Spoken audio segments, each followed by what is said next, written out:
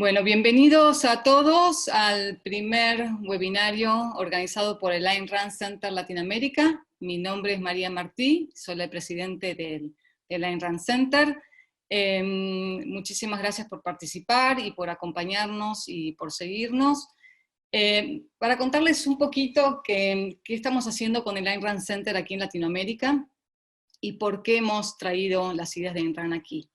Empezamos el Ayn Rand Center hace un año atrás, a principios del 2019, basándonos en la idea de que la América Latina en general y cada uno de los países no va a poder hacer un cambio político y económico si no empezamos a evaluar las ideas filosóficas que hemos adoptado como región. Y teniendo en cuenta que no es posible generar un real cambio si no cambiamos las premisas filosóficas que fuimos adoptando a lo largo ya de los siglos. Tenemos una gran influencia religiosa, tenemos una gran influencia de la filosofía franco-alemana, y eso de alguna manera nos han condenado a tener los sistemas políticos y las crisis permanentes económicas que venimos teniendo hace tanto tiempo. Así que sabemos que el objetivismo tiene una buena propuesta para ofrecernos, que no solamente sirve el objetivismo para cambiar la política de una sociedad, sino también para cambiar la vida de cada uno de nosotros y ayudarnos a vivir una buena vida aquí en la Tierra, como llamaba Ayn Rand a su filosofía. Es objetivismo, pero en forma informal la llamaba una filosofía para vivir en la Tierra. Así que la idea es que esta filosofía nos ayude a cada uno como individuo, y también justamente para tratar de cambiar la mentalidad de Latinoamérica y lograr tener una sociedad mucho más floreciente. Empezamos hoy con esta serie de webinarios. La idea es llevar a cabo los webinarios todos los martes a las 6 de la tarde, hora argentina.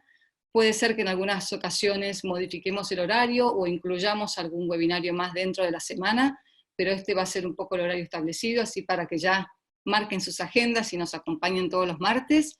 Los vamos a hacer a través de Zoom.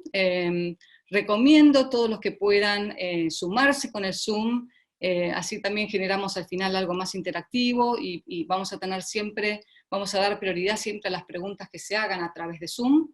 Pero en caso que hayan quedado afuera, porque tenemos tenemos determinadas vacantes, digamos, dentro de lo que es el Zoom, pueden también verlo en el Facebook Live, en la página de la Ayn Rand Center Latinoamérica en Facebook, y en YouTube también. El próximo webinario, ya los voy anunciando, es el martes de la semana que viene a las 6 de la tarde. Esta vez va a ser en inglés, vamos a ir combinando algunos webinarios en español, otros en inglés. También queremos atraer a la gente de Brasil, sabemos que hay muchos allí que hablan inglés, así que vamos a tratar de convocarlos también a ellos. El próximo webinario lo va a dictar Aaron Smith, que es instructor y fellow del Ayn Rand Institute, y sobre un tema muy interesante, que es el individualismo genuino y falsificado. A veces cometemos un error al interpretar lo que es realmente individualismo, errores que también cometemos dentro del objetivismo, y es muy bueno clarificar este tema. Todos los temas que vayamos tratando en los webinarios van a ser algunos más abstractos, de filosofía abstractas, y muchos de los demás van a ser filosofía aplicada, digamos, tanto a los campos de la política, campos de la psicología, campos del derecho, como para poder ir tratando los temas que hoy en día están en todos los diarios. Así que acompáñenos por favor el martes que viene. Estamos también organizando algunos cursos sobre Rand y Nietzsche, y Rand y Kant, que veo que ahí en las redes sociales hay unas cuantas discusiones sobre las similitudes y diferencias entre Rand y estos filósofos, así que también estamos planificando estos cursos. Para todos aquellos que quieran tener más información de lo que hace el centro, les recomendamos visitar nuestra página en aynrandlatam.org, en donde van a encontrar varios videos sobre Ayn Rand y otros filósofos subtitulados al español. Si quieren recibir aquí el Rand Express, que es un newsletter que mandamos mensualmente, tienen que entrar justamente a la página, a la website, y abajo van a encontrar suscribirse al newsletter, así que pueden mandarnos sus datos allí si los quieren recibir. Si luego se aburren se pueden desuscribir, así que no corren ningún riesgo. Y después tenemos dentro también de Facebook una fanpage, Ayn Rand Center, tenemos la fanpage, perdón, Ayn Rand Center Latinoamérica, les pedimos seguirnos ahí, y si les gusta la página que les den like, van a enterarse también de todas las cosas que estamos haciendo, y siempre estamos exponiendo links a buenos videos, a buenas charlas, así que si quieren continuar con su educación, es una buena manera de seguirnos. Tenemos también un grupo que pueden compartir sus ideas, o si quieren charlar de algún tema en particular, siempre les pedimos que se limiten a hablar de temas relacionados con filosofía o con objetivismo, que es el Ayn Rand Latinoamérica, así que también me pueden pedir, requerir, digamos, incluirse en ese grupo. Y después en Instagram y en Twitter estamos como Ayn Rand Latam. También les recomiendo, sobre todo para los que hablan inglés, porque hay algunos cursos que no están traducidos al español aún, que se metan que bajen una aplicación que se llama Ayn Rand University en sus teléfonos. Y ahí van a encontrar millones de horas de cursos sobre filosofía y sobre Ayn Rand, que si realmente les interesa educarse más en filosofía y en las ideas objetivistas, ahí tienen un gran recurso para utilizar. Otras de las actividades que hemos organizado el año pasado y que este año todavía estamos pendientes de ver si organizaremos, por la situación que todos conocemos, son conferencias. La Ayn Rand Con Latinoamérica el año pasado en Buenos Aires tuvo muchísimo éxito, tuvimos alrededor de 250 personas durante 2 días seguidos, hablando sobre individualismo en la política y en la vida personal. También hicimos una conferencia en Brasil, que tuvo también muchísimo éxito, 270 personas, y este año tenemos planeado hacer una en septiembre, tanto en Brasil como en Argentina, pero todavía el tema está en pausa y veremos si logramos hacerla en septiembre, si la haremos online o si la dejaremos para marzo del año que viene. Por otro lado, la última recomendación es: tomen a Ayn Rand en sus manos. La mejor manera de estudiar objetivismo es leyendo a Ayn Rand, así que tenemos, acá está toda la variedad de sus libros en inglés, pero tenemos muchos libros en español, también libros en portugués, así que no duden en tomar a Ayn Rand en sus manos. Si no encuentran los libros, pueden contactarse conmigo a maria@aynrandlatam.org y me preguntan dónde conseguir los libros y los ayudaremos para que lleguen a sus manos. También estamos a punto de organizar, estamos en la faceta de la planificación, un concurso de videos sobre la rebelión de Atlas, así que si en algún momento quieren participar, les diría que empiecen a leer el libro desde ahora, porque como todos saben, es un buen tamaño de libro. Así que bueno, sin mucha más introducción, les quiero presentar el primer webinario, les quiero presentar a Agustina Vergara Cid. Agustina es argentina, es cordobesa, así que ahí van a encontrar, ahí le van a sentir el acento. Es Junior Fellow del Ayn Rand Institute, es abogada de la Universidad Nacional de Córdoba, es máster en Derecho Transnacional y Negocios de la Universidad de Southern California en Los Ángeles. Y el tema que vamos a tratar hoy es la ONU, una guerra silenciosa contra la libertad de expresión. Agustina, el panel es todo tuyo. Bueno, María, muchas gracias por invitarme. Bueno, como dijo María, el tema que vamos a tratar hoy es la ONU. Y para muchos la ONU es una institución que es necesaria para la cooperación internacional y mantener la paz, y en general goza la ONU de una buena reputación. Si vos le preguntas a cualquier persona en la calle, por lo general, sin saber demasiado sobre la ONU, te van a dar una opinión más o menos positiva, ¿no? Incluso en el colegio se nos enseña que la ONU es una buena organización, que es necesaria, y hasta nos llaman a imitarla, por ejemplo, a través del modelo de Naciones Unidas, que es un programa muy, muy popular alrededor del mundo para entender cómo funciona la ONU. Pero por otro lado existe otra visión, que por lo general es la visión más de los liberales, en el sentido clásico de la palabra liberal, o los libertarios, incluso muchos conservadores, que piensan que la ONU es una institución que es corrupta, que es inútil, o que persigue una agenda de izquierda y demás.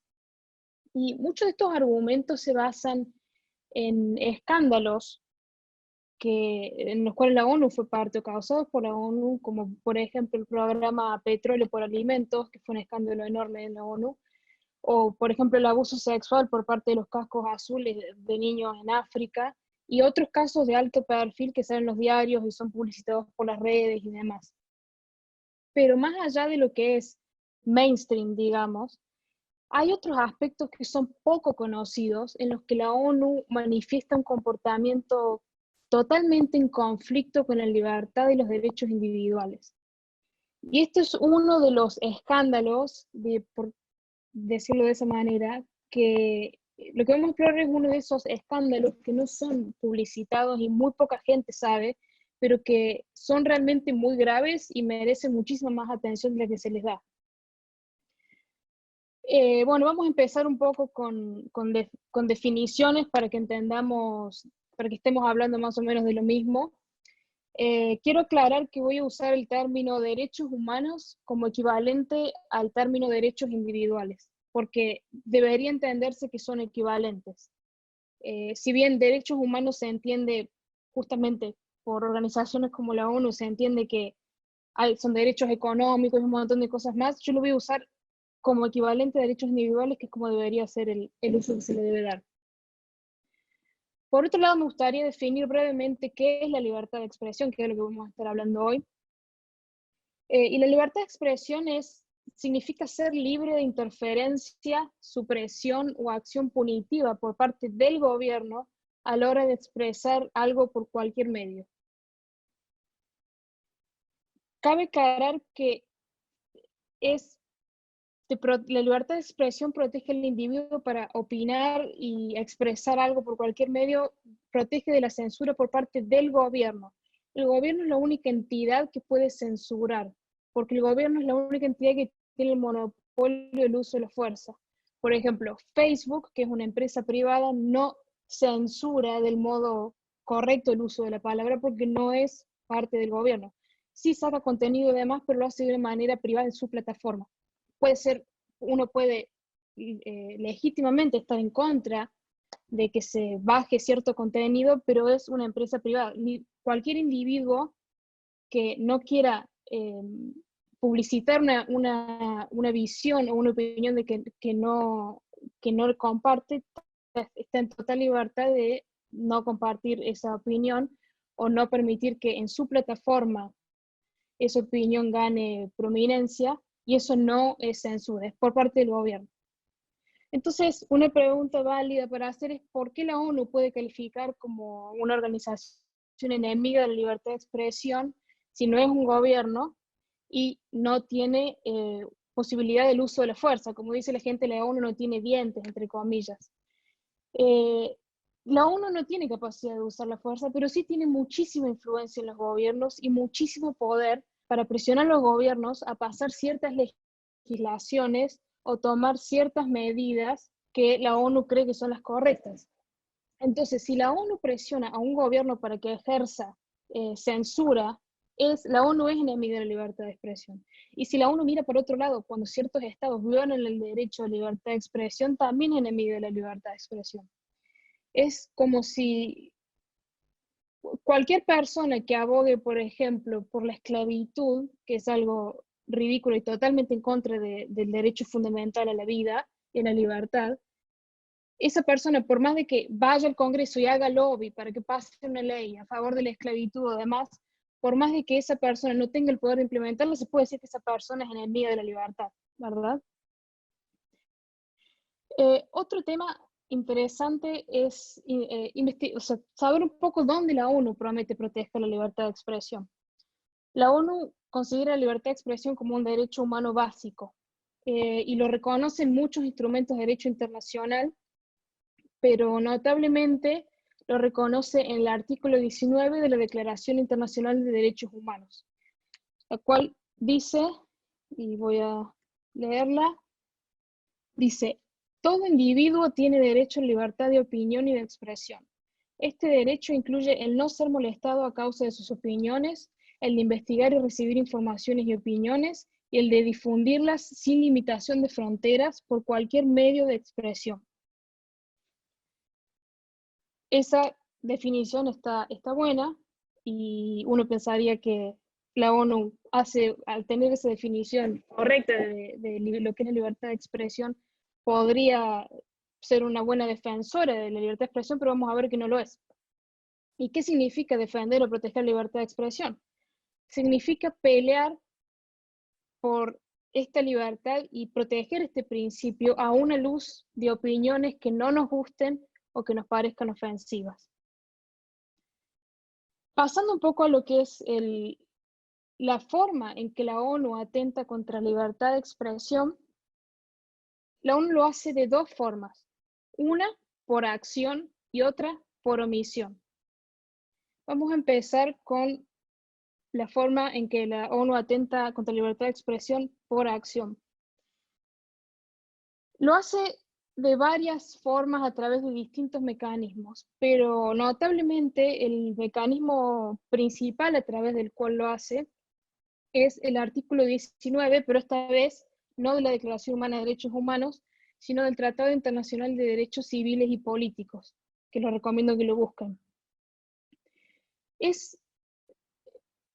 Lo hace a través de un mecanismo que está enterrado en este tratado, que pone extensos límites y restricciones al artículo 19 de la Declaración Internacional que leí antes, y es un mecanismo bastante complejo que llevaría muchísimo tiempo explicarlo en detalle, casi que, digamos, merece su propia charla, por lo cual no voy a entrar demasiado en detalle en este momento sobre eso, pero basta decir que al restringir lo que significa la libertad de expresión y el alcance del derecho a libertad de expresión, lo que hace este artículo es habilitar a la ONU a extender recomendaciones a los países parte del tratado para que limiten la libertad de expresión dentro de su territorio. Un ejemplo claro de esto es en el 2015, el Comité de Derechos Humanos, que es el órgano encargado de monitorear, se llama este tratado, le recomendó al Reino Unido que censure ciertos artículos periodísticos en contra de la inmigración de africanos al Reino Unido. Lo que hizo la ONU es mandar una recomendación y nombró con nombre, fecha y diario en el que se publicó el artículo en cuestión, y dijo que el comité veía con mucha preocupación, que es la forma en que se dan estos diálogos en la ONU con este tipo de lenguaje, que el comité veía con mucha preocupación que el gobierno inglés permita que este tipo de opiniones salgan a la luz y sean publicadas. Aclaro que el tipo de artículo que la ONU pidió censurar no son el tipo de artículos con los que yo comparto ni que estoy de acuerdo. De hecho, el artículo que cita la ONU es horroroso en cuanto al contenido intelectual y moral. Pero insisto en el hecho de que estar a favor de la libertad de expresión significa pelear por la libertad de expresión aún ante expresiones que no nos gustan, ¿verdad? Y quiero hacer hincapié en lo que significa que la ONU le diga a un país: este artículo de este diario no nos gusta y nos gustaría que este tipo de artículos no se publiquen más. Es muy grave. Es una organización internacional con tanto poder e influencia como la ONU, le está pidiendo expresamente a un gobierno que limite la libertad de expresión y que censure cierto tipo de artículos que están en contra de la agenda que tenga la ONU en ese momento. O sea, se está pidiendo que se limite la libertad de prensa, que es un derecho constitucional que existe básicamente en todas las constituciones, sobre todo de Occidente. ¿Y qué influencia puede tener esto? Porque, de nuevo, mucha gente dice: pero si la ONU no tiene dientes, no importa. En realidad, los países más libres, como por ejemplo el Reino Unido, son los que escuchan a la ONU, porque la ven como una autoridad moral, y son los países a los que sí les importa su reputación en el ámbito internacional. Entonces es algo que influye legislaciones en los países constantemente. En muchas legislaciones que se pasan, que limitan ciertos derechos individuales, muchas veces se cita a la ONU o una recomendación de la ONU o un artículo de un tratado de la ONU o lo que sea, como parte de la razón por la cual se está pasando esa legislación. Los invito a que investiguen, tampoco tengo tiempo de hablar de esto en este momento, pero los invito a que investiguen la ley de publicidad que salió en el Reino Unido, que fue influida por, si se ponen a investigar un poco el origen de esta ley, van a ver que fue influida por uno de los tratados internacionales que el Reino Unido firmó a través de la ONU, ¿verdad? Entonces, ¿por qué esto es un atentado contra la libertad de expresión por acción, como estaba diciendo? Porque la ONU está activamente mirando a un país, mirando lo que hace y lo que pasa en ese país, y la ONU va y le dice, oiga, este artículo o esto que se publicó o lo que sea, nos preocupa y no nos gusta que se publique. Por favor, considere tomar cartas en el asunto y para que este tipo de cosas no vuelvan a ser publicadas. La ONU va y le dice a un país que limite la libertad de prensa.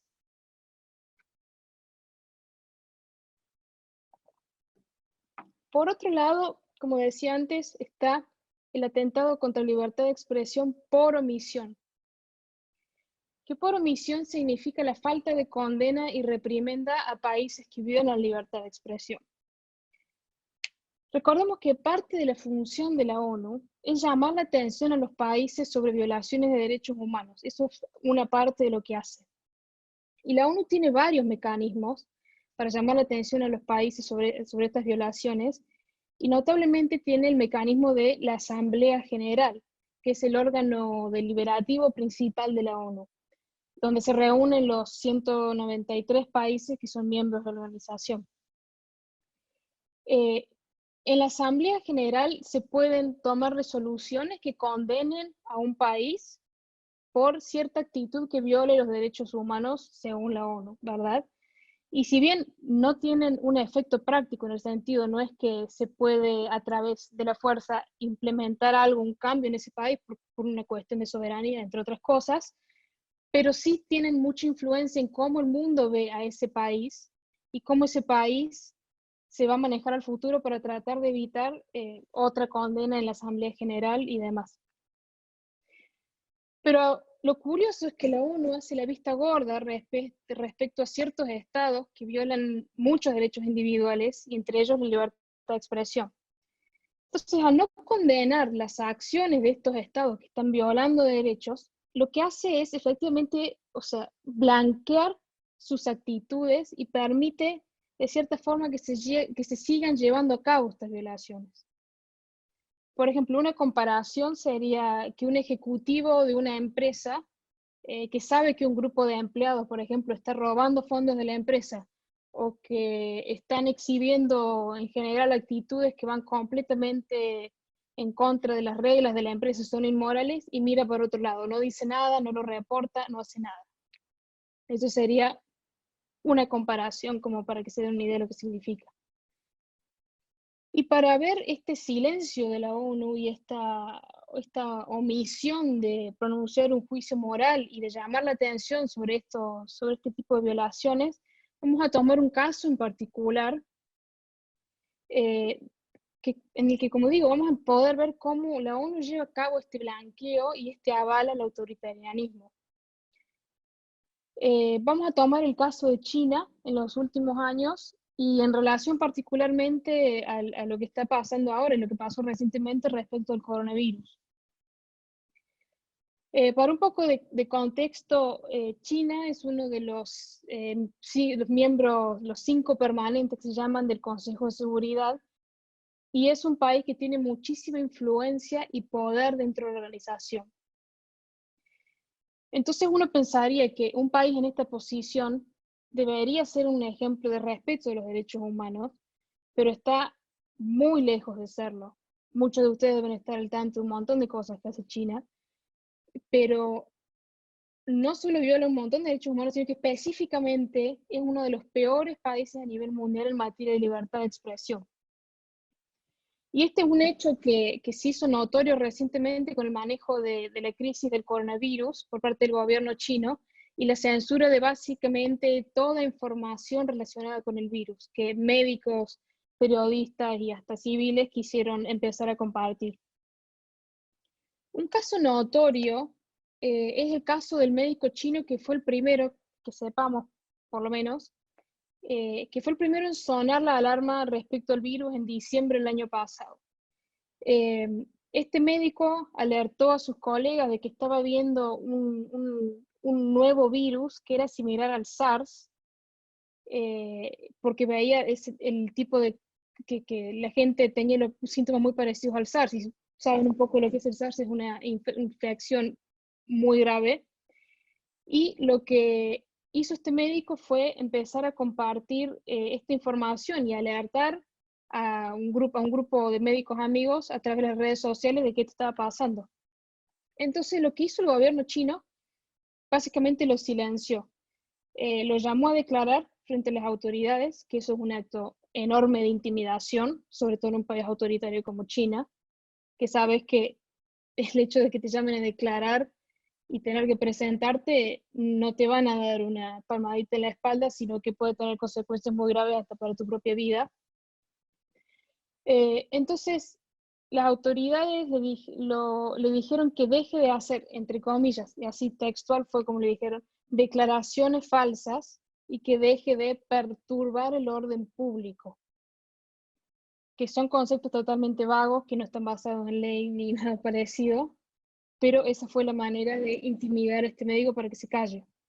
Entonces, lo obligó a dejar de transmitir esta información y dejar de hablar de este nuevo virus que él mismo estaba presenciando y que obviamente, como ya sabemos ahora, es sumamente grave. Lamentablemente este médico falleció a causa del coronavirus en febrero, y también falleció a causa del coronavirus su colega que lo ayudó a tratar de brindar un poco más de información sobre este tema.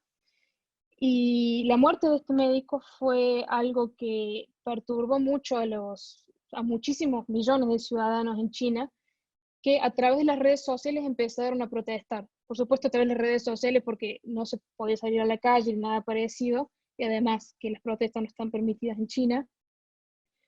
Pero estas protestas online fueron censuradas por el gobierno de manera casi inmediata. Entonces, tratemos de dar un paso atrás y entender la gravedad de esto. O sea, China silenció a un médico que estaba ejerciendo su legítimo derecho a la libertad de expresión, y en particular sobre un tema muy grave y que era de suma relevancia para todo, no solamente para los colegas de este médico, sino para toda la población en general. Y no solamente la población china, sino la población mundial, porque como sabemos, claramente un virus no entiende de fronteras ni de gobiernos. Y hablando, vimos recién el caso de este médico chino, pero hablando un poco más en general y para más contexto sobre China, sobre todo para quienes no estén muy al tanto, les recuerdo que China está gobernada por el Partido Comunista Chino en un sistema unipartidario. El gobierno tiene control total o casi total sobre la vida de las personas. Como muchos saben, hasta hace poco tenía control hasta de cuántos hijos podía tener cada familia con la política del hijo único y demás. Y todavía tiene control sobre muchos aspectos de la vida de las personas, incluido, por ejemplo, lo que pueden ver en la tele, lo que pueden escuchar en la radio, lo que pueden buscar en internet y demás. Y respecto a este tema de internet, la censura en China es alevosa en cuanto a todo, pero particularmente en cuanto a internet. Existe un programa en China, un programa, me refiero a un programa del gobierno, que comúnmente se lo llama la Gran Muralla de Internet, como la Gran Muralla China, haciendo referencia a eso, a través del cual el gobierno chino bloquea la enorme mayoría de los sitios de Internet que nosotros accedemos todo el día y todos los días. Por ejemplo, no hay Google en China, no se puede acceder a Facebook, ni a Twitter, ni ninguno de los sitios de noticias o lo que se les ocurra, básicamente no se puede acceder desde China. Si una persona quiere acceder al New York Times o incluso, no sé, al diario Clarín o lo que sea, no lo puede hacer. los ciudadanos chinos ni siquiera pueden usar aplicaciones de mensajería como WhatsApp, que es algo que nosotros damos por sentado prácticamente y lo usamos constantemente y lo usamos todo el tiempo. No se puede acceder, está bloqueado en China. El gobierno chino tiene sus propias apps de mensajería y de red social, que es el medio a través del cual, por ejemplo, el médico del coronavirus trató de alertar a sus colegas. Estas apps, hay dos que son fundamentales, una que se llama WeChat y otra que se llama Weibo. Pero estas aplicaciones son constantemente monitoreadas por los sensores del gobierno en busca de contenido, entre comillas, no aprobado por el gobierno, ¿verdad? Y en este momento, el enfoque del gobierno chino está en censurar toda información sobre el coronavirus que vaya en contra de la narrativa oficial. Que como sabemos, la narrativa oficial está saliendo a la luz, empezó a salir a la luz hace varias semanas ya. La narrativa oficial aparentemente no es lo que pasó o lo que está pasando en la realidad. Pero hablando también un poco más ampliamente, no solamente del tema online, el tema en común que atraviesa toda esta censura es que básicamente lo que se castiga en China es el desacuerdo en general con el Partido Comunista Chino, básicamente con el gobierno. Entonces, hablar en contra del Partido Comunista en China literalmente te puede costar ir a la cárcel o un arresto domiciliario, o puedes desaparecer si hablas mal del Partido Comunista, o pueden desaparecer tus familiares, o hasta puedes perder la vida. Y me gustaría mencionar ahora un caso que fue muy conocido, que es el caso de Liu Xiaobo, que no tengo idea, no sé hablar chino, así que probablemente haya dicho mal su nombre, pero bueno, Liu Xiaobo era un activista a favor de los derechos individuales y a favor de la reforma total del sistema político chino. Básicamente abogaba a favor de la libertad y de que se extiendan los derechos de las personas y que se respeten los derechos individuales, entre ellos notablemente la libertad de expresión, por supuesto. Y esta actividad a Liu Xiaobo le costó la libertad y fue encarcelado varias veces. Fue parte de un montón de protestas a través de la historia, incluido Tiananmen Square, y recientemente, 2008, 2009, escribió junto a otra gente un manifiesto en el cual se pedía más libertades en China. Entonces, por este manifiesto es que en 2010, es que en ese momento a Liu Xiaobo lo condenan y lo mandan a la cárcel, básicamente. Y en 2010 él gana el Premio Nobel de la Paz por su activismo, aún estando él en la cárcel, ¿no?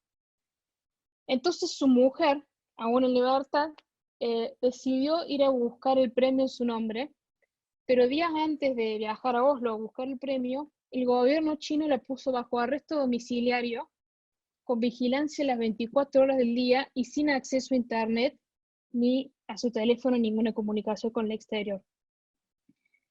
Y esta mujer nunca fue formalmente acusada de ningún crimen, ni tuvo un debido proceso judicial que justificar las medidas que se tomaron contra ella, porque eso básicamente es inexistente en China, o si existe un atisbo de debido proceso judicial, es básicamente un circo en el cual no existe una ley objetiva ni una condena objetiva. Entonces esta mujer fue arrestada en su casa y se le permitió salir 8 años más tarde para asistir al entierro de su marido, que murió estando preso. Y su marido fue enterrado en el mar, su cuerpo fue arrojado al mar, como se entierra, como se hace con los terroristas. Y a esta mujer le permitieron salir para asistir a esa ceremonia, pero inmediatamente después de la ceremonia, la mandaron a una parte remota de China para evitar que asistiera a los homenajes que los seguidores de su marido le estaban haciendo. Y todo esto era para evitar de que ella pueda salir en público y hablar y contar su historia y hablar en contra del gobierno chino, o simplemente contar su historia, ¿verdad? Esta es una historia que parece extraordinaria en el sentido de que no puede ser, pero sí es real, y no solamente real, sino que es una historia que se replica constantemente en China. No es una excepción, es la regla, lamentablemente. Incluso más recientemente, varias personas, entre ellas periodistas, que están cubriendo el tema del coronavirus en China, esta gente empezó a desaparecer, incluidos civiles que son simplemente bloggers, por ejemplo, empezaron a desaparecer. Un ejemplo que salió en los diarios y que fue bastante notoria fue a mediados de marzo, un empresario que tildó de payaso al primer mandatario chino por su manejo de la crisis del coronavirus, desapareció de su casa y nadie sabía de su paradero. Un mes más tarde, hace un par de semanas atrás, las autoridades finalmente admitieron que esta persona, este hombre, estaba bajo investigación por, entre comillas, serias violaciones a la ley. ¿Qué serán esas serias violaciones a la ley? No lo podemos saber. Entonces, es evidente que China es un régimen completo y absolutamente autoritario y que es un enemigo gigantesco de la libertad de expresión entre muchísimos otros derechos humanos. Entonces, vale preguntar, ¿cuál fue la respuesta de la ONU a todo esto que hace China, que no es ningún secreto? La respuesta de la ONU fue silencio. El cuerpo deliberativo principal de la ONU que mencioné antes, que es la Asamblea General, tomó un total de 0 resoluciones en contra de China en sus sesiones de 2017 hasta la fecha. O sea, no hubo condena por ninguno de estos hechos que yo estoy mencionando. Y todavía la Asamblea General no se ha pronunciado sobre el manejo de la pandemia por parte del régimen, ni sobre los temas de censura, ni sobre un montón de otros temas que vemos en los diarios todos los días que están puestos en... que la comunidad internacional está mirando a China porque hizo cosas y está haciendo cosas que realmente son atroces, como por ejemplo está casi comprobado, no estoy segura, de que China sabía la existencia del virus mucho antes de cuando lo anunciaron. Entonces, volviendo un poco a la ONU y a la libertad de expresión, la ONU hace la vista gorda a la tremenda violación de la libertad de expresión por parte de China y consideremos un poco lo que significa el silencio por parte de la ONU. Lo que significa es, básicamente, representa una negación fundamental del principio de libertad de expresión. Y al mirar por otro lado o hacerse distraída, la ONU lo que hace es blanquear y avalar el comportamiento de China y permite que lo siga haciendo, porque no lo trae la atención de nadie, si bien todos lo saben, pero no lo condena formalmente, ¿verdad? Entonces, esta es la forma en que la ONU atenta contra la libertad de expresión por omisión, como decía antes. Hace la vista gorda, mira por otro lado, e ignora las violaciones aberrantes a este derecho y a muchos otros por parte de este país. Pero una pregunta válida también puede ser, bueno, a ver, China es uno de los miembros permanentes del Consejo de Seguridad, que es el órgano más importante de la ONU. China tiene muchísimo poder e influencia en esta organización, como dije antes, entonces no es que fuera una excusa, pero uno puede pensar, bueno, quizás por eso la ONU no actúa respecto a las violaciones de derechos humanos de este miembro. Pero no es así, porque muchísimos países autoritarios o semiautoritarios que violan libertad de expresión tanto o casi tanto como China, no reciben ningún tipo de condena. Por ejemplo, Venezuela y Cuba. No hace falta que yo le diga a esta audiencia los horrores que suceden en Venezuela y Cuba respecto a todos los derechos humanos, pero en particular libertad de expresión, ¿verdad? Nada ocurre tampoco con estos países. Lo máximo que hace la ONU es a través de un comité, el Comité de Derechos Humanos, que por cierto es también un tema interesante para hablar, es emitir recomendaciones y decirle, bueno, sí estamos preocupados por este asunto, pero eso no hace absolutamente nada porque a estos países no les importa realmente. Y bueno, también China, al ser un miembro permanente de la ONU, no puede ser expulsado, ¿verdad? ¿Por qué? Porque su expulsión requeriría que se modifique el charter de la ONU, y la modificación del charter de la ONU requiere un voto afirmativo de los 5 miembros permanentes. ¿Y quién es parte de uno de los 5 miembros permanentes? China. Y China obviamente votaría en contra, y China tiene, como todos los miembros, poder de veto. Entonces no hay salida posible con China.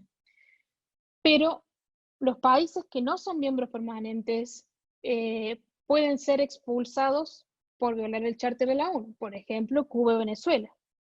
Y sin embargo, ahí están Cuba y Venezuela y Eritrea y Afganistán y un sinfín de países que violan los derechos humanos de manera aberrante y a diario.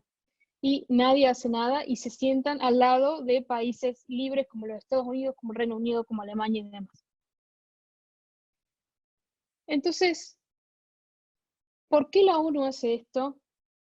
¿Y por qué, si promete proteger la libertad de expresión en particular, por qué la ONU no lo hace y por qué actúa de manera aparentemente contradictoria con su propia Declaración de Derechos Humanos? Y este es un punto que me gustaría que se lleven de esta charla, y que cada vez que vean una actitud de la ONU que no les cierre o que digan esto no, esto va en contra de la libertad, de los derechos individuales y demás, que entiendan que no es contradictorio que la ONU tenga este tipo de actitudes. Esto es exactamente lo que deberíamos esperar de la ONU, porque está en el epicentro de sus, entre comillas, valores, que sus valores incluyen la neutralidad moral, es decir, tratar al bien al igual que el mal, poner a la par los países libres con los países que son total y absolutamente totalitarios. Está en el ethos de la organización desde su fundación. Basta con nada más con mirar los miembros fundantes de la ONU y ya se van a dar una idea de por qué estoy diciendo esto. Y esto es parte de la visión de Rand, que si alguien quiere saber, que me pregunten en el momento de hacer preguntas. Y bueno, con el tema de China y el coronavirus, hemos podido ver con bastante claridad la importancia de la libertad de expresión. No solamente para cada individuo en particular que tiene el derecho a expresarse como le parezca, con muy pocos límites que podemos hablar en otro momento, pero sino también porque el hecho de diseminar información y conocimiento con libertad es una de las cosas más importantes, de las funciones más importantes de una sociedad y uno de los beneficios más importantes de vivir en sociedad. Si China, pensemos en esto, si China no hubiera censurado a los médicos, periodistas y demás sobre el tema del coronavirus, cuando lo hizo, que nosotros sabemos del médico que hablé hace un rato, pero puede haber habido muchos más antes, que no nos enteremos porque fueron censurados. Si China no hubiera hecho esto, hubiéramos sabido de la existencia del coronavirus y de su gravedad y demás, y de su forma de transmisión muchísimo antes, y la forma en que se dieron las cosas a nivel mundial respecto al coronavirus hubiera sido muy diferente. Y respecto a la ONU en particular, la ONU viene traicionando la libertad de expresión hace décadas, pese a decir, por supuesto, en la Declaración Internacional de Derechos Humanos y otros instrumentos que es un derecho humano fundamental y que lo va a proteger y demás. Y entonces, una de las cosas que me gustaría que piensen después de esta charla es que empiecen a ver la gravedad del asunto y las consecuencias individuales y a un nivel más global del hecho de que la ONU no diga nada frente a violaciones como la de China, o sea, que atente contra la libertad de expresión por omisión, o que vaya y le diga a los países, oiga, censure esto y censure aquello, que es el atentado contra la libertad de expresión por acción. Y que pensemos si estamos cómodos con que nuestros estados en los que vivimos y en los que pagamos impuestos sean parte de y financien una organización que maneja este nivel de inmoralidad. Bueno, María, ¿estás ahí todavía? Estoy acá, Agustina, muchísimas gracias, súper interesante, un poco trágico también las cosas que nos contás, pero creo que está bueno tener una noción mucho más completa de lo que es la ONU y de lo que está sucediendo actualmente. Antes de empezar al periodo de preguntas y respuestas, habíamos planeado el webinario hasta las 7 de la tarde, hora argentina, posiblemente nos extendamos 10 minutos más. Vamos a darle digamos, un tiempo a las preguntas y respuestas. Les pido a los que estén por Zoom, por favor, que hagan sus preguntas, ya veo que hay algunas ahí en el Q&A, sean lo más concretos posibles en las preguntas, y un minuto antes de pasar a las preguntas, quiero compartir, a ver si lo hago bien, estoy aprendiendo de tecnología, así que ténganme paciencia. A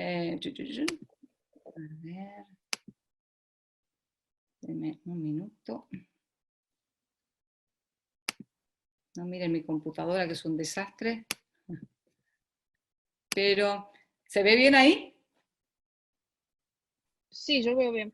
Bueno, estos son los contactos de Agustina. Si quieren contactarla por Twitter, @AgustinaVcortaCid. También tenemos la web de ella, y ahí les estoy poniendo un link con varios de los artículos de Agustina en New Ideal, que es el newsletter o digamos, la revista del Ayn Rand Institute. Así que eso por un lado, y también previamente a continuar, voy a parar el share, queremos evaluar un poco quiénes nos van a seguir durante estos webinarios y ver un poco si hay gente que es nueva con respecto a las ideas de Ayn Rand, o si ya están, digamos, familiarizados con sus ideas. Así que les voy a pedir si se toman 5 segundos, 10 segundos en contestar esta encuesta que Nixon, creo que vos, ahí está, vas a publicar. ¿Cuál de las siguientes describe mejor tu familiaridad con las obras de Ayn Rand y su filosofía? Les pido que cliquen la opción con la cual se consideran relacionados, y por favor que la envíen.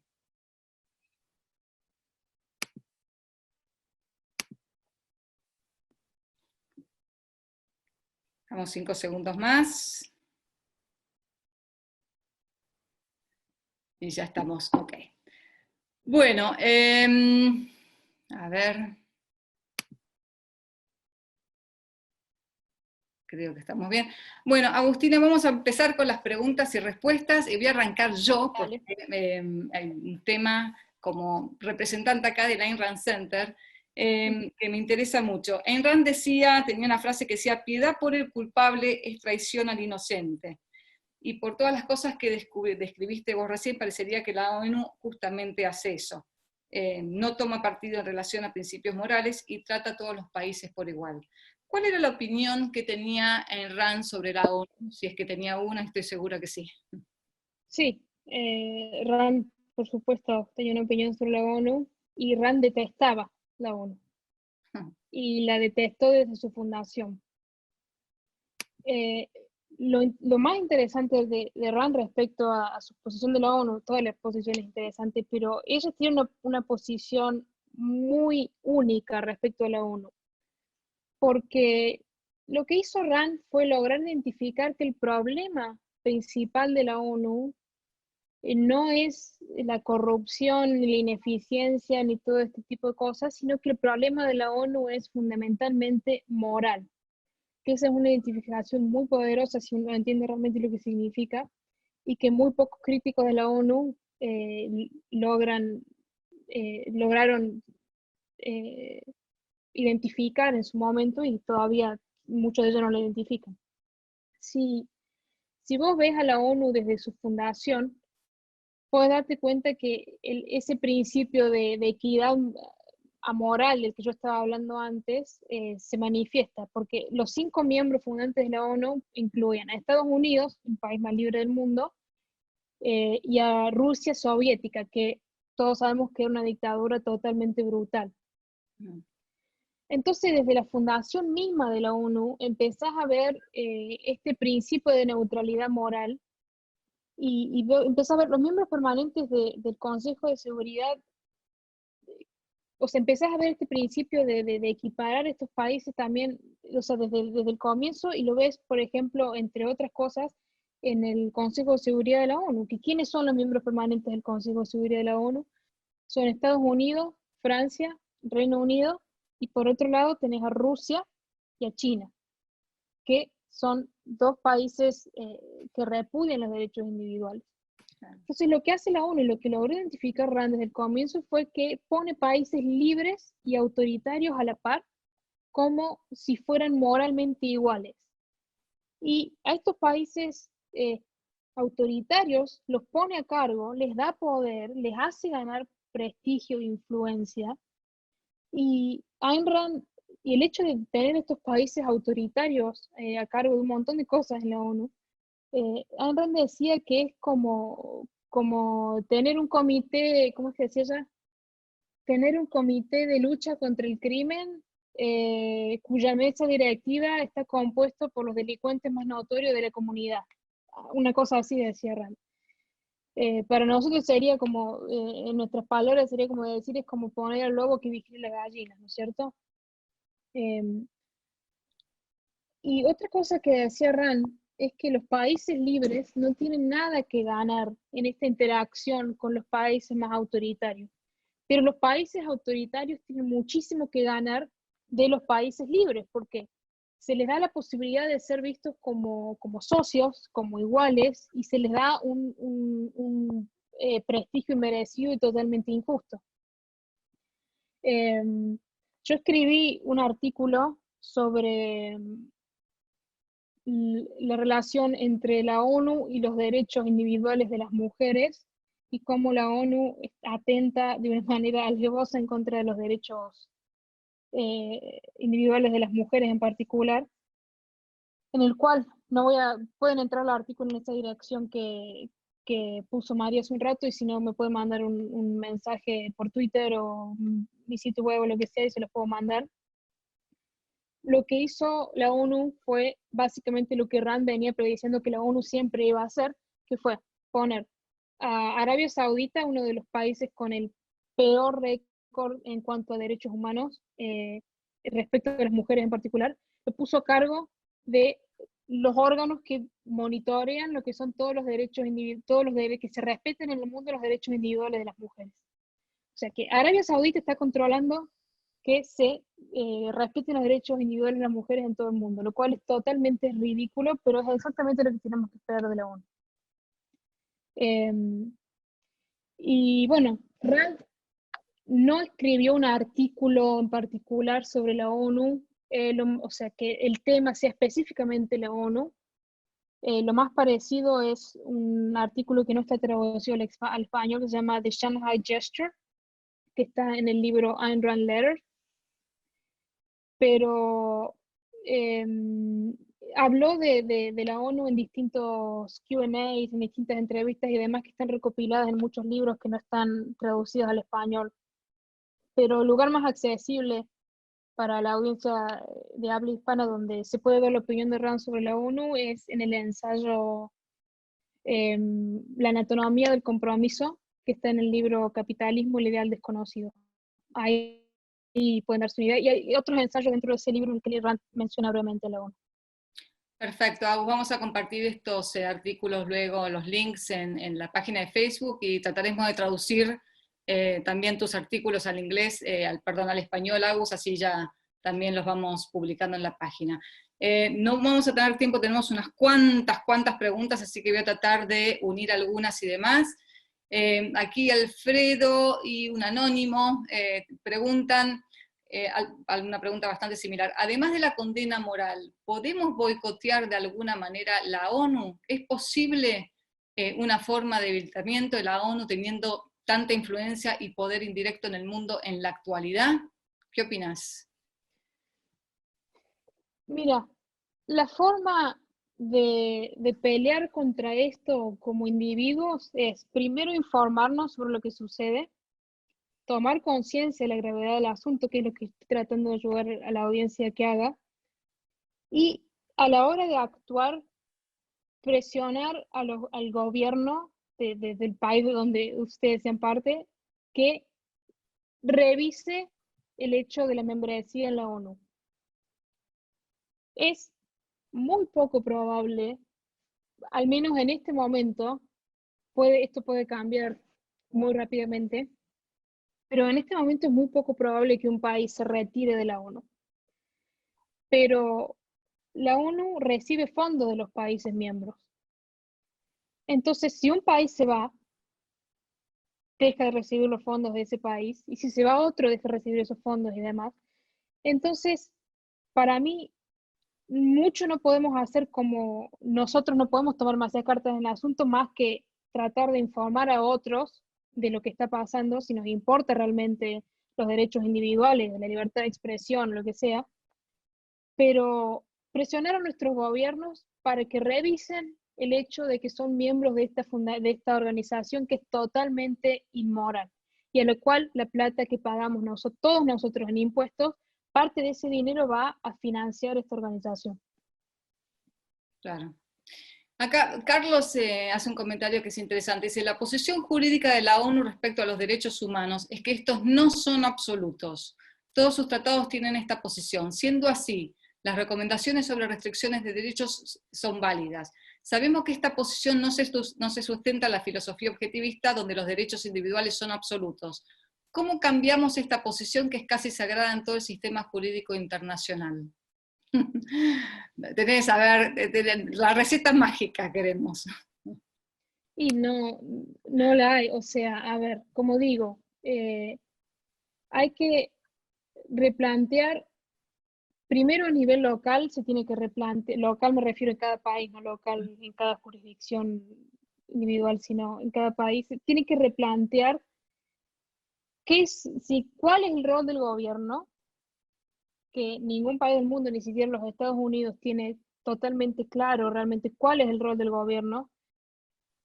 Y una vez hecho eso, se tiene que, el hecho de la existencia misma de la ONU está en contra de esa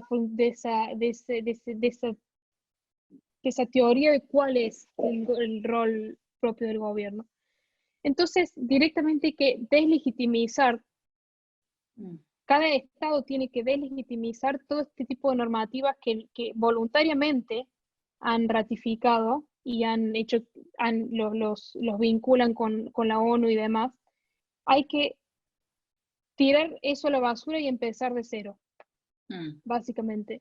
Pero eso requiere todo un replanteamiento de qué son los derechos individuales y demás. Y los derechos individuales, el rol del gobierno, que es proteger los derechos individuales y enfocar todo lo que es el derecho internacional en base a eso, ¿verdad? Y a la soberanía de las naciones, que por supuesto que eso el derecho internacional lo tiene en cuenta también, es una de las cuestiones principales del derecho internacional.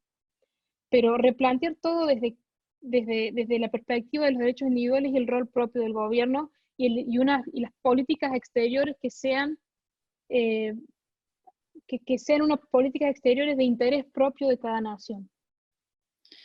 Acá Jorge pregunta, ¿nadie dentro de la ONU hace algún reclamo? Y acá sumo, ¿no? Estados Unidos, que podríamos decir que es uno de los países que mayor respeto tiene sobre los derechos individuales, ¿no presenta ninguna queja? ¿No amenaza con salirse de la ONU? ¿Existe algún tipo de movimiento dentro de la ONU de queja sobre el comportamiento con el que se están manejando? Sí, en la Asamblea General es donde más se ve que muchos países votan en contra de ciertas resoluciones y protestan, pero las resoluciones por lo general se dan igual. Por ejemplo, la Asamblea General tiene una fijación con Israel, que es por lejos el país más libre de Medio Oriente, ¿verdad? Y la Asamblea General, por lo general, valga la redundancia, cada año alrededor de entre el 60 y el 80% de las resoluciones que toma son condenando a Israel por distintas supuestas violaciones de los derechos humanos. Mientras tanto, países, como dije antes, como Venezuela, nada. Corea del Sur, poco y nada. Y Corea del Norte, perdón, no Corea del Sur, que Corea del Sur es un país mayoritariamente libre. Eritrea, República del Congo, lo que se te ocurra, estos países que son de terror en cuanto a derechos individuales, no pasa nada. Sí hay protestas y sí cada embajador, porque cada país tiene un embajador en la ONU, como si fuera que fue un embajador en otro país, pero un embajador en la ONU. Estos embajadores sí, a través de comunicaciones internas o de manera pública además, sí se quejan, pero no llega al nivel de, no llegan a tener el poder al nivel de evitar que salgan ciertas resoluciones, por ejemplo, el 60% de las resoluciones condenando a Israel y ninguna resolución condenando a Venezuela, por ejemplo. En cuanto a Estados Unidos con el presidente Trump ha tenido un cambio bastante fundamental en cuanto a cómo ve la ONU. Quiero aclarar que Trump no es santo de mi devoción para nada, pero ha sido un poco mejor respecto a la ONU en particular, no a relaciones internacionales en general, no en política exterior en general, sino respecto a la ONU, porque primero que hizo algo que fue algo muy importante, que en realidad fue su embajadora, que fue bastante buena dentro de lo que se puede esperar, por supuesto, en un mundo colectivista. La embajadora de Trump, que ya no está más en funciones, pero Nikki Haley, que escribió un libro que se llama Con todo respeto, que les recomiendo que lo busquen, donde ella cuenta su tiempo como embajadora en la ONU. Lo que hizo la administración de Trump fue retirarse del Consejo de Derechos Humanos de la ONU, que es un órgano dentro de la ONU que está a cargo de vigilar, bueno, por supuesto, el respeto de derechos individuales y demás. Ese Consejo de Derechos Humanos parece un chiste la composición que tiene, porque como era el caso que yo decía de Arabia Saudita, contiene a los peores violadores de los derechos humanos del mundo. Entonces, básicamente lo que hizo la administración de Trump fue decir, no queremos formar parte de este Consejo de Derechos Humanos, porque nos parece de terror la composición que tiene, no podés estar poniendo a un país que viola fundamentalmente todos los derechos humanos a cargo de vigilar los derechos humanos. Entonces nosotros no vamos a ser parte de esto, nos vamos. Y Estados Unidos salió del Consejo, pero Estados Unidos sigue siendo parte de la ONU. Y se han replanteado un poco, Trump critica a la ONU bastante, o sea, Trump no es una persona que sea fundamentalmente intelectual, ni que entienda de que es un tema moral, el tema de la ONU y demás, pero en los hechos ha tomado este muy buen paso, por ejemplo, que fue, como digo, salir del Consejo de Derechos Humanos, y es bastante crítico de la ONU. No veo casi imposible que Trump, aunque ganara un segundo término en noviembre, se vaya de la ONU, no creo que suceda, pero ha tenido dentro de todo una visión un poco más justa, si se puede decir, de lo que es la ONU y su significancia moral. Gracias, Agus. ¿Tenés un rato más para acompañarnos? Porque tenemos unas cuantas preguntas. Sí, podemos hacer un ratito más. Ok. Bueno, acá, un poco cambiando de tema, después vamos a volver sobre parte de lo que estabas comentando recién. Mauricio pregunta, ¿por qué pensás que los think tanks liberales a nivel mundial son tan livianos en sus críticas y condenas hacia la ONU y todas sus subsidiarias?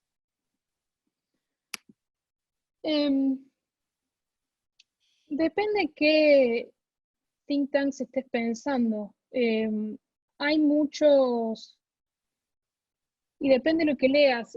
O sea, no es blanco o negro, digamos, que o son mal respecto a la ONU en todos los aspectos o piensan de manera correcta respecto a la ONU. Primero que casi ningún think tank piensa en la ONU en los términos morales en los que Rand nos pide que pensemos sobre la ONU. Como digo, no sé qué think tank estará particularmente pensando él, pero mucha gente, a ver, depende del ámbito de acción de ese think tank también, si se dedica un poco más a los temas de derecho internacional o es algo más local o lo que sea, pero incluso think tanks más bien, o organizaciones sin fines de lucro, le digamos así más general, más bien de izquierda, muchas veces son muy críticos de la ONU. Human Rights Watch, por ejemplo, a veces es crítico de la ONU y a veces no. Tenés por otro lado un think tank como UN Watch, que es fundamentalmente tiene una visión correcta de la ONU y está constantemente tratando de implementar cambios en la ONU. Y, a ver, el tema es que la gente también y los intelectuales no se plantean el hecho de que la ONU no es una autoridad moral. Y muchos de los liberales, o incluso muchos libertarios y demás, todavía se manejan con un código altruista. Entonces, van a comulgar con ciertas cosas de la ONU, o van a creer que sí, la ONU es necesaria para mantener la paz, o es necesaria para los temas de ayuda humanitaria y demás, porque no creen a los países capaces de hacer eso por sí mismos sin un árbitro que esté vigilando, y creen que es necesario, creen que la política exterior de cada país tiene que basarse en el altruismo y en el interés propio, que es básicamente también parte de lo que es el ethos de la ONU, es la colaboración, por ejemplo, se basa en tratar de rescatar a todos estos países del tercer mundo que se manejan re mal y que son dictadores y demás, y de escucharlos porque tienen una opinión y todas estas cosas que no lo merecen, pero esto parte fundamentalmente de que nadie o muy poca gente entiende el código, lo que significa y el mal que hace el código moral del altruismo versus un código moral de interés propio. Claro. Tengo dos preguntas acá un poco más económicas como para dar un mayor contexto. La pregunta es cómo se financia la ONU, y si, otra pregunta ella es de Richard y de Mauricio, ¿qué piensas de que Estados Unidos retire su apoyo financiero de la OMS? Perdón, ¿se relaciona con lo que hablas? Organización Mundial de la Salud. La ONU se financia a través de contribuciones de cada país. O sea, cada país paga para ser parte de la ONU y para financiar las actividades de la ONU. El país que más contribuye a la ONU es los Estados Unidos, y es uno de los países a los que peor le va en la ONU. Y esa es la forma en que se financia. Y por eso es lo que yo decía hace un rato de si se le saca la financiación, le sacas el aire a la ONU. Entonces, si cada país determina, o varios países determinan de que no van a seguir siendo parte de la ONU, le está sacando el aire, le está sacando la financiación a la ONU, que necesita obviamente dinero para operar. Si se fuera a Estados Unidos solo, le saca, creo que aproximadamente, si no me equivoco, cerca del 20% del presupuesto le sacaría, supuestamente, si llegara a pasar. Y esa es la forma en que se financia. Y la otra pregunta era sobre lo de Trump y la Organización Mundial de la Salud. Sí. En principio, mi opinión personal es que es un buen paso en general, como lo fue, porque a ver, bueno, como lo fue la salida de Estados Unidos del Consejo de Derechos Humanos, pero no creo que lo haya hecho por las razones correctas. Esto pasa muchísimo en política cuando una medida que toma un gobierno, el resultado es positivo, pero fue tomado por razones que no son las correctas. Igual es un tema que todavía estoy pensando, porque también está el contexto. No es que Trump dijo de la noche a la mañana, ¿sabes qué? La Organización Mundial de la Salud lo que estamos, o sea, estamos poniendo la mayoría del presupuesto, que también creo que es alrededor del 20 y pico por ciento, o sea, es el máximo que un país puede contribuir. Estamos dando todo este presupuesto y no estamos obteniendo nada positivo a cambio. No es en nuestro interés propio como Estados Unidos ser parte de esta organización, de la Organización Mundial de la Salud, entonces nos vamos a salir. Trump no piensa en esos términos. Entonces, sus razones son mucho más superficiales y existe un contexto también de que estamos en medio de una pandemia, lo que está haciendo la Organización Mundial de la Salud. Hay valor como hay disvalor en lo que hace, pero en general, prima facie, me parece algo dentro de todo positivo, pero espero que sea algo que Trump empiece a hacer de manera, o Trump o quien venga después, si Trump no gana, lo empieza a hacer de una manera que esté más ajustada a principios y de una manera más general también. No solo con la Organización Mundial de la Salud y no solo cuando los papas queman, digamos. Exacto. Como para darle un poco de contexto a todo lo que venís diciendo, Fermín nos pregunta, ¿qué dice específicamente el Estatuto de la ONU respecto a su objetivo fundacional? ¿Cuál es la misión de la ONU, digamos? La misión básica de la ONU es promover la paz y prevenir, por lo tanto, conflictos armados y promover el diálogo entre países y la cooperación, lo que ellos llaman la cooperación internacional. Si vos lees el Charter de la ONU, incluso la Declaración Internacional de Derechos Humanos, hay un montón de platitudes y de esas palabras que tratan de decir mucho, pero en realidad no dicen nada y no son objetivas, no saben exactamente qué significa. Pero la ONU, recordemos muy rápido que la ONU fue establecida luego de la Segunda Guerra Mundial, cuando, digamos, fracasa totalmente la Liga de las Naciones, con el objetivo principal de que no vuelva a suceder una guerra mundial. Está bien. Tenemos voy a hacer 3 preguntas más, como para ir cerrando, perdón, los que no tenemos tiempo para contestar, las voy a anotar y vamos a ver si después Agustina las puede contestar de otra manera. Los países fijos de la ONU nos preguntaron, pero creo que ya los dijiste, que son, bueno... Repito, sí. China, Rusia, Estados Unidos, Inglaterra y Francia. Exacto. Acá pregunta María Herminia, ¿por qué los países libres aceptan compartir la mesa con países autoritarios? Es un poco lo que venías hablando recién, pero no sé si querés agregar algo al respecto. No, básicamente lo siguen aceptando porque es parte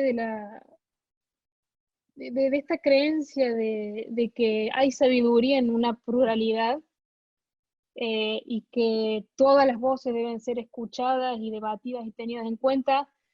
Y esta cuestión de equiparar la validez o el valor de lo que pueda llegar a decir un país libre contra lo que pueda llegar a decir un país que lleva a cabo, que mata gente en la calle, que mata periodistas en la calle, como es el caso de Rusia, o en el caso de China, que está totalmente opuesta a todas las libertades. Y es como esta cuestión de creer que tienen algo valioso para decir y, a ver, nos sentemos a dialogar, tratemos de ver si encontramos un compromiso que podamos hacer para entendernos mejor. Pero el problema es que nombro Estados Unidos porque para mí es uno de los países más libres del mundo. Estados Unidos no puede hacer ningún tipo de concesión, ni puede tener ningún tipo de compromiso con un país como, por ejemplo, China. Porque, a ver, no comparten valores fundamentales. Entonces no pueden, o sea, eso de querer transaccionar entre principios no se puede hacer, nunca se van a entender, nunca entienden de una manera fundamentalmente diferente lo que significa la libertad y lo que significa el respeto a los derechos individuales, que es inexistente en China. Pero es parte de todo este tema de sentarse a dialogar y demás, y además, bueno, para un país como Estados Unidos, que se retiró por lo menos del Consejo de Derechos Humanos, para negarse a dialogar o tener que sentarse en la misma mesa de todos estos regímenes dictatoriales. Pero esa yo creo que es la razón básica. Acá Alejandro dice, el caso de Taiwán es un ejemplo, no solo de la oposición que mantiene con la ONU y China, sino de un accionar mucho más afín de los derechos individuales a la hora de abordar la pandemia. ¿Podés explayarte sobre esto? Yo sé que es largo, pero no sé si quieres hacer algún comentario respecto a Taiwán. Bueno, sí, es un poco largo y complejo porque la ONU tiene problemitas, digamos, tratando de admitir la existencia misma de Taiwán como un gobierno legítimo.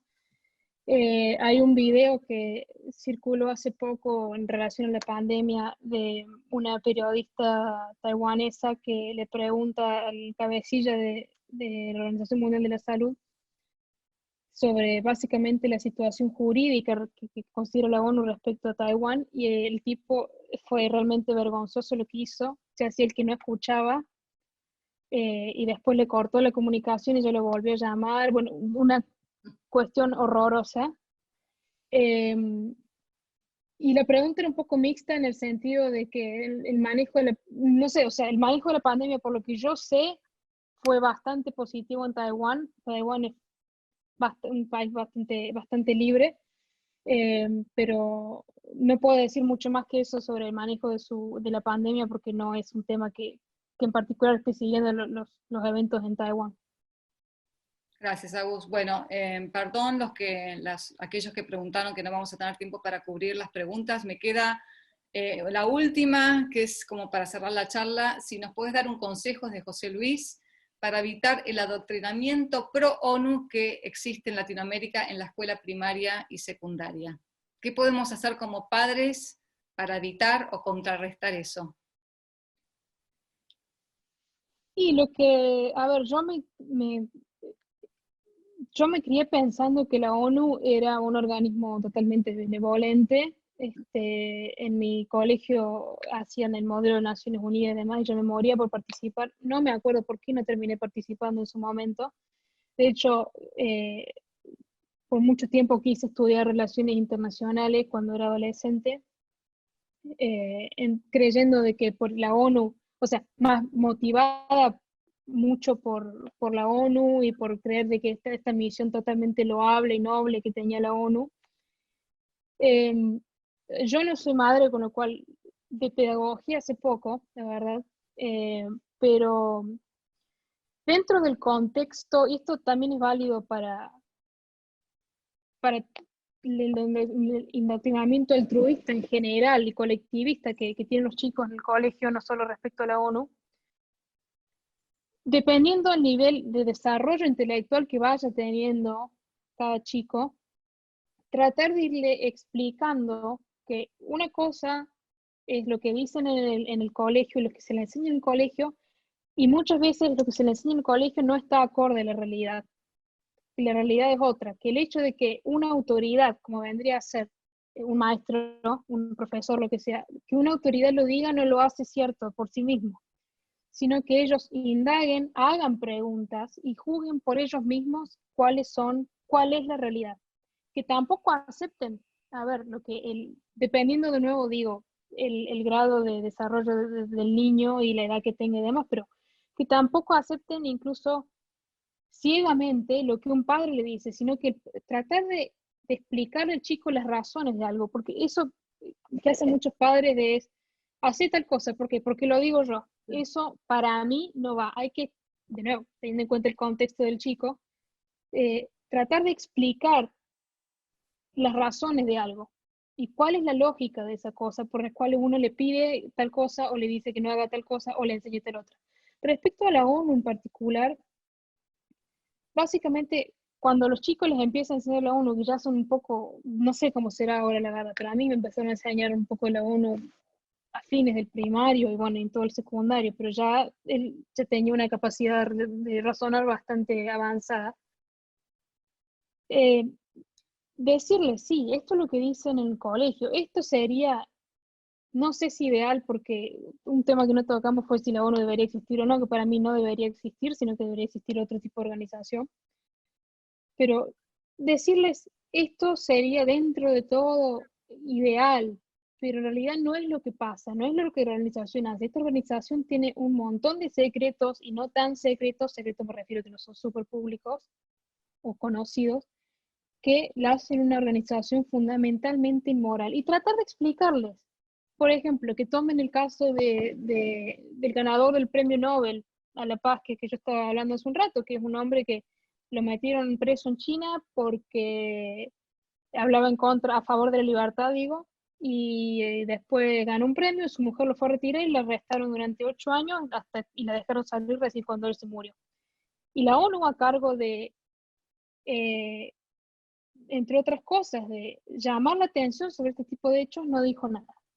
Y traerles ejemplos, porque es algo, el derecho internacional o relaciones internacionales o la ONU y todo este tema, parece algo muy abstracto, muy lejano, pero en realidad no lo es y tiene un montón de impacto en nuestras vidas. Tratar de traer un poco de ejemplos, es como diciendo, si yo eh, traerlo a la vida cotidiana, por ejemplo, llevarlo a decir una comparación con su grupo de amigos, si el chico como individuo viera que un amigo está maltratando a otro amigo y le pega o demás cosas así, decirle, ¿vos te quedarías callado o dirías algo? Y yo diría algo, bueno, la ONU no dice nada. Cosas así, no sé, depende de la edad del chico, la verdad es que yo, como digo, de pedagogía no sé nada, pero algo por el estilo. Cosas bien prácticas. Creo que va a dar, porque sigue habiendo muchas preguntas, Agus, creo que va a dar para hacer una segunda vuelta sobre este tema y cómo sería un mundo sin la ONU. Me queda, hay una, ya sé que estoy abusando de tu tiempo, pero queda una que creo que es importante con respecto al tema de la libertad de expresión. Luisana pregunta, en el tema de artículos que incitan realmente al odio de algún sector de la población, raza, etnia, etcétera, ¿tampoco consideras que puede ser posible algún tipo de censura, que debería haber algún tipo de censura? ¿Cómo debería ser manejado? Ese es un tema más adentrándose en la libertad de expresión, que me encantaría si podemos hacer otro webinar sobre ese tema en particular. Ahora hablamos ONU, o sea, relación ONU-libertad de expresión, pero eso es un tema más de teoría de libertad de expresión. Pero hay una línea muy, muy corto, lo digo, y esto necesita un poco más de contexto, incluso puedo proveer más recursos sobre dónde leer sobre esto. Eh, Mientras una persona no ejerza la fuerza o no amenace con el uso de la fuerza a otra persona, a un grupo de personas, esa persona debería estar habilitada, o sea, no debería ser censurada por parte del gobierno. Es hasta difícil de decir porque eso implica que un montón de racistas, como dice Luciana, creo que era la persona que Luisana. preguntó, podrían tener libertad de expresión y de decir un montón de barbaridades que a mí, la verdad, de pensarlo me dan arcadas y cada vez que leo cosas así me da muchísima bronca, pero es parte de la libertad de expresión. Y uno de los problemas que existe no solamente es un tema moral, sino que es un tema práctico. Está visto en muchísimos lugares, por ejemplo en Alemania con el tema de las leyes de negación del holocausto, que aclaremos, me parece una barbaridad y una burrada negar el holocausto, pero a mí personalmente, pero hay gente que cree que no existió el holocausto, que no fue tan grave o cosas así, y en Alemania está prohibido decir eso. Y en un montón de otros países también, pero en Alemania en particular. Lo que ha pasado con eso es que en vez de, o sea, al censurar esas opiniones totalmente erradas, pero opiniones al final, esas opiniones fueron, digamos, lo que sería, como decirte, el underground, a la deep web, o no sé cómo le quieres decir, al underground, o sea, no es, lo que terminaron haciendo fue básicamente lo que se llama como el efecto Streisand, que es cuando vos querés ocultar algo y termina explotando por otro lado y termina ganando más fama y popularidad y demás. Un montón de gente, pero un montón, y esto es un tema que investigué yo hace un tiempo, se enteró, incluida yo misma, Yo hasta hace unos años no tenía idea que existía gente que negaba el holocausto, porque para mí, en base a la evidencia que yo misma había visto y había estudiado, era una cosa que no era, que era totalmente innegable, pero un montón de gente se entera de que existe un grupo de gente que niega el holocausto porque está prohibido, porque existen leyes, porque o sea, porque se habla muchísimo de implementar mejor las leyes de negación del holocausto y demás, y toda esta gente ahora, de la nada, o sea, ha visto toda esta publicidad que se le hace a estos grupos y la información es increíblemente fácil de acceder en Internet. No es que porque está prohibido deja de existir. Y eso es verdad respecto a un montón de otras cosas también. Entonces no es ni práctico ni moral. Bueno, me parece que es un tema que da para hacer un nuevo webinario, así que pronto te convocaremos, Agus, para hacer la parte 2 de todo esto. Muchísimas gracias por tu presentación, estoy recibiendo excelentes comentarios y muchos agradecimientos, así que hemos tomado media hora de más del tiempo que en principio habíamos organizado. Pero muchísimas gracias, muchas gracias a todos por participar.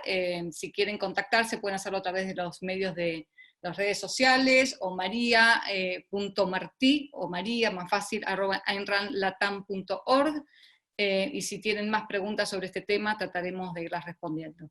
Gracias a todos, los esperamos el martes que viene a las 6 de la tarde, va a ser en inglés el próximo, Aaron Smith, que hablará de individualismo genuino o, me olvidé, ¿cómo era? Falsificado. O falsificado. Un tema más psicológico y también social, así que los recomiendo a todos que participen.